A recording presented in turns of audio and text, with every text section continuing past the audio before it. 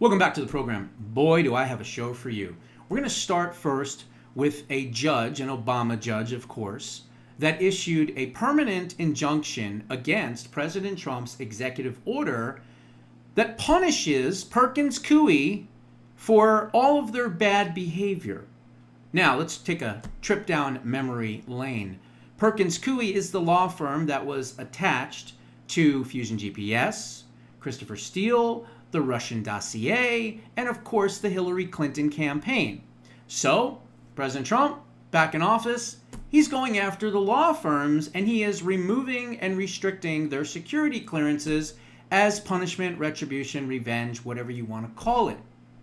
But no. See, that doesn't work in DC. We can target you. We can try to jail you. We can try to prosecute you. We can try to kill you and assassinate you and frame you and entrap you and spy on you.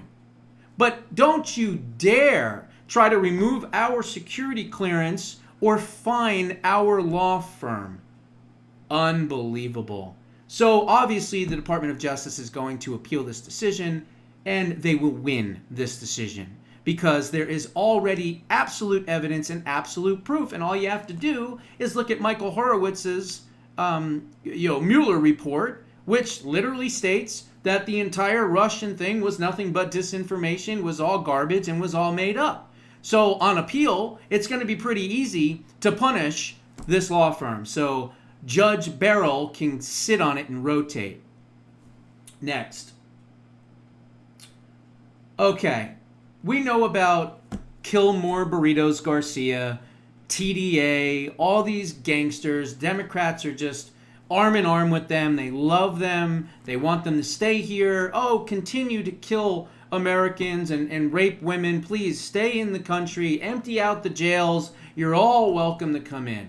That's what we're fighting, okay? We're trying to get this country safe, and they want these people to remain. So I'm going to give you two examples of the type of people that the Democrats absolutely love, okay, and want to have stay in this country. And remember, they don't care about illegal immigration. They certainly don't care about Kill More Burritos Garcia, and they certainly don't care about the plight of any of these people. It's all about one thing and one thing only. Undocumented Democrats for the next election and the one after that and the one after that. And that is why I keep saying tax cuts, the rest of this, all this spending, all these other things, Doge, they don't matter. The only thing that matters is protecting our elections. Because if we don't protect our elections, we do all this other wonderful, grandiose things, guess what? We're going to have the most amount of voter fraud you've ever seen. If you think that 2020 and 2022 had a lot of voter fraud, man, you ain't seen nothing yet if we don't get permanent election integrity passed. And I'm talking the SAVE Act. I'm talking, mandating, all of these things that we need to do. Get rid of these machines. We've got to button up our elections, or the retribution and revenge from the left, oh my God, is it going to be on a level that we've never seen before, okay? We've got to make sure we win these midterms, and more importantly, we codify. We cannot have AstroTurf success. That's what is happening right now. President Trump's entire 100 days is basically all AstroTurf. We've got to codify this stuff into law. Today, okay, these are the types of people that Democrats put their arms around and love and cherish, okay?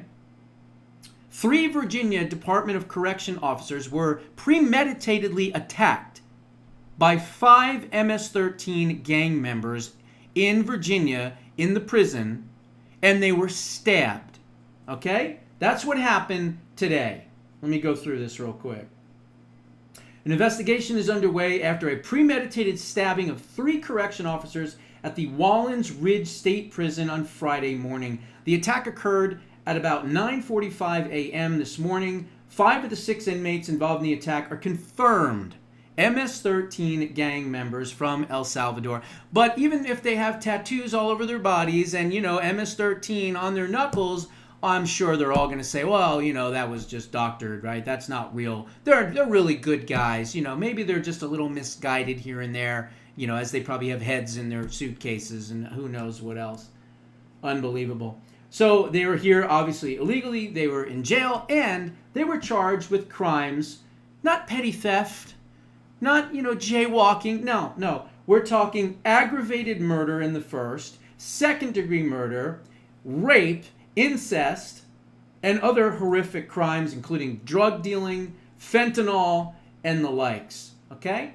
And so what did they do? Well, they basically ambushed these people as they were coming out, and they stabbed them. Thankfully, we are finding out that the three officers, including two who were injured, responding to the attack, suffered only minor injuries. 2 officers admitted to the hospital are thankfully in stable condition. And my thoughts and prayers obviously go out to these correction officers. They do a dangerous job. It's a thankless job, and they need to be thanked for what they do. So my thoughts and prayers go to them for a speedy recovery.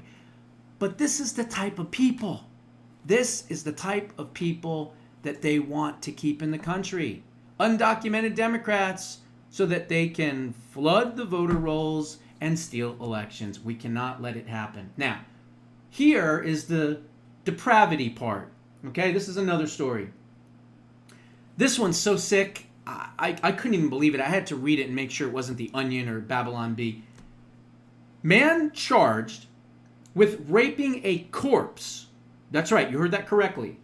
On the New York City subway was, of course, an illegal alien that's been deported, 500-600 times or whatever it's been. Okay? So apparently here's what happened. The 2 people were on the subway.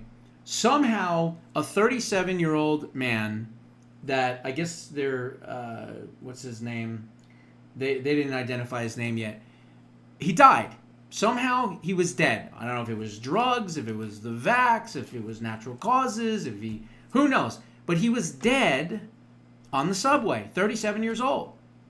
So this sick, depraved individual, Felix Rojas, 44 years old, a legal immigrant from Mexico, has been charged with raping his corpse in a Manhattan subway train. The New York Post has exclusively learned that Rojas, who allegedly defiled the body of 37-year-old family man Jorge Gonzalez, they do have the name, crossed the U.S. border at least 5 times before his arrest, avoiding authorities until this sickening crime. Rojas, also known as Felix whatever, unlawfully entered the United States multiple times since the late 1990s, had an ICE retainer, and of course was evading law and Biden and everybody else and DHS and Mayorkas letting him do what he did. So first, before he goes and literally pulls this guy's pants down and starts raping this dead corpse, necrophilia, unbelievable. First, he robs him, right? This is the sick depravity of the desensitization to the human being, the human spirit, what it means to have empathy. He literally rummages through his pockets first, steals his money, takes his watch, whatever. The guy's dead. And then, after not as sick as just robbing the guy would have been, then he decides to pull his pants down and I didn't want to get into the details. You can figure out the rest for yourself. These are the people.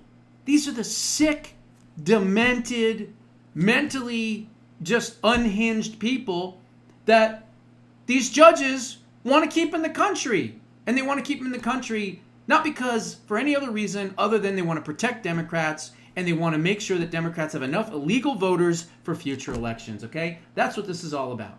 Now, the other day was what they call May Day in the communist world, which is a terrible holiday, should not be synonymous with unions and union workers, but sadly not only is it, but more importantly, it is a celebration around the entire world of communism.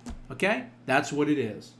May 1st was long ago appropriated by communism as its worldwide holiday, and unfortunately, the civilized world has yet to take it back. The latest numbers by Marxist regimes bring the death toll from communism closer to 100 million victims. But there are still marches in celebration of this sick ideology everywhere, including even in some American cities. Wow. The more modest estimate suggests 94 million dead worldwide at the end of the last century. Okay, fine. So that was 25 years ago. You mean to tell me only 6 million more people have died in communism from the year 2000? I don't know about that. 25 years, communism, I would double that number, okay? I would say the number is probably 200 million people. There are countries around the world that don't even have close to that amount of population. Many countries around the world. And this ideology of communism has probably killed 200 million people. And this is what they celebrate. So sick. And then it says, making communism several times more deadlier than fascism or any other type of violent crime. Communism's favorite sport is the Hunger Games, as many of its victims were killed by starvation during famines caused by either collective incompetence or, of course, deliberate murderous intent. Venezuelan Marxists were doing their level best to bring the death toll into 8 digits as recently as yesterday, as they lined up and killed a whole bunch of people. The persistence of May Day owes much to the Marxist infiltration of the early labor movements, which continue to push the day as a, quote, celebration of workers' rights. Some of these groups are making an effort to disassociate themselves from May Day label and develop new brandings like Workers' Day, although they have a tendency to slip up and revert to calling it May Day. The term still embraced by the anarchistic segments of the political spectrum. Many of these workers' rights movements have been co-opted by open border agenda supporters and now use May Day this year to punish policies that aggressively hurt American workers, such as supporting illegal immigration. The most optimistic May Day organizers want to purify the day and take it away from communism, but they consistently underestimate how viral and toxic Marxist ideology is. Instead of dismissing communism wholesale as unmitigated evil the way fascism was condemned, generations of, quote, intellectuals made the horrible mistake of thinking that they could somehow pluck a few noble-sounding ideas from Marx's poisonous brew and leave the murderous totalitarian oppression behind. No, you can't. So if anyone, this is why I always say I absolutely detest unions. I am one of the most anti-union people you will ever meet, you will ever talk to. You want to trigger me, say the word unions, and especially teachers' unions. I fucking hate unions, okay? At one point, maybe they were good in the 40s, 50s, whatever, workers' rights. Not anymore. They are all about, not their members, but about their management. They're all about this, and they're all about supporting left-wing causes, radical extremism, and just, boom, giving millions upon millions of dollars in every single election cycle to Democrats. Done. I hate unions, and I don't care who hears it. All right, let's get on to some other stuff here. So, there was a settlement reached in a lawsuit with Ashley Babbitt's estate, okay? Now, what I'm finding out here is that Judicial Watch in January of 2024, God bless Judicial Watch, right? You know, a lot of the lawsuits that they do are not to, quote, win, like, decisions or cases. They just like to file lawsuits or Freedom of Information Act requests just to expose certain things so that people can see what they're being, you know, what's being hidden, right? That's what they did to Hillary Clinton. That's what they've done to January 6 attorneys. That's what they've done to, my goodness, the peanut story with the squirrel recently. So they like to drop these FOIAs anywhere they can to get information, right? That's why they're doing right now to the Department of Justice and the Epstein files. But every now and then they do get behind an actual case and they want to win that case. So they filed a $30 million lawsuit in January of 2024 against the federal government on behalf of Erin Babbitt, her husband, and of course the Babbitt estate. Now, what I understand is that there was a settlement. They are not disclosing what the settlement is. And the judge, who was an Obama judge, her name is Anna Reyes, she absolutely freaked out and went crazy. And she started yelling in court and everything. This is a judge, okay? Yelling in court and screaming because these folks worked out an agreement and a settlement and she wasn't part of it. So in other words, she's got to deal with now the settlement. She does, and they're not disclosing what it is. I honestly think that they should have went to trial. The trial would have been in 2026. They should have gotten the $30 million, but they're settling. I don't know what it is. I hope it's at least 15, 20 million. There's no amount of money that can bring Ashley Babbitt back. And of course, no amount of money is going to make up for the loss of Aaron Babbitt and the Babbitt family. But hopefully, at least some financial restitution is coming for the Babbitt family. And more importantly, let's go after Michael Leroy Bird, okay? Let's criminally prosecute this guy for what he did, which was murder, okay? He murdered her, plain and simple. And what about the other victims of January 6th? Rosalind Boylan and the others, you know? What about them? We can't forget about them either. So this is good news. It's better news. We'll keep on it. We'll see what that settlement was. Okay, I'm going to end with really good news. So all of these judges, all of these injunctions are coming down, right? And so far, the attorney generals, they haven't made a peep. Quiet as a church mouse. They haven't said anything. They haven't fought back. They haven't tried to do anything to stop these injunctions until now. That's right. The new sheriff in town in Florida, okay? His name is James Uthmeier, Uthmeier, the Florida Attorney General. Ashley Moody was picked by DeSantis to go into the Senate. This guy took her spot. I think he was the deputy attorney general for her. So this guy is stepping up. Under threat of contempt, Florida Attorney General is completely rebuffing Obama judge's order to stand down against arresting illegal immigrants. God bless this Attorney General. Finally, maybe there'll be a domino effect where the rest of them will say, hey, you know what? We're going to stand up too. We're going to fight against these illegal injunctions and unconstitutional injunctions as well.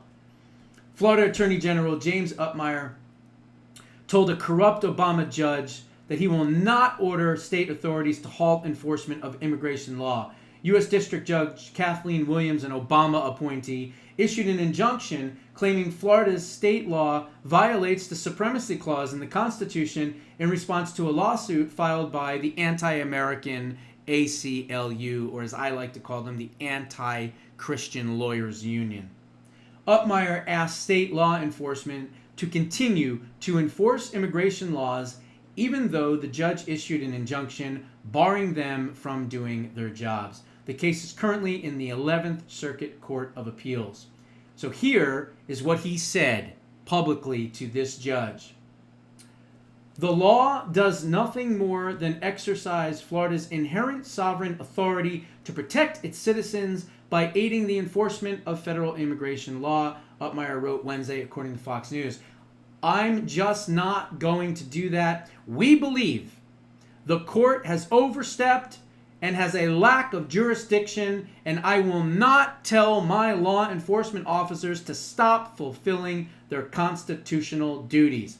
I do not believe an attorney general should be held in contempt for respecting the rule of law and appropriate separation of powers. The ACLU is dead set on obstructing President Donald Trump's effort to detain and deport illegal immigrants, and we are going to fight back. We will vigorously defend our laws, our Constitution, and advance President Trump's agenda on illegal immigration. God bless you, Attorney General in Florida, James Uthmeier, whatever your name is. Thank you so much for standing up for the rule of law. These injunctions are not only unconstitutional, they are illegal. And once they are overturned at every higher court, the Supreme Court, which is going to be coming down the pike, they're going to overturn these things. I want to see every single one of these judges prosecuted for interference and obstruction into the executive branch. Those are my thoughts. What are yours? Put them down in the comments below. We'll see you in the next one.